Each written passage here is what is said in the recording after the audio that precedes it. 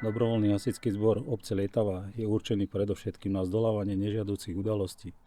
V najväčšej miere v našej obci a blízkom okolí sú to povodne, sú to veterné smršte a požiare samozrejme. Okrem iného sa venujeme aj preventívno-výchovnej činnosti a to je kontrola rodinných domov v rámci prevencie. Okrem toho máme športové družstva, kde dosahujeme taktiež veľmi pekné výsledky. Máme niekoľko stoviek trofejí, pohárových umiestnení.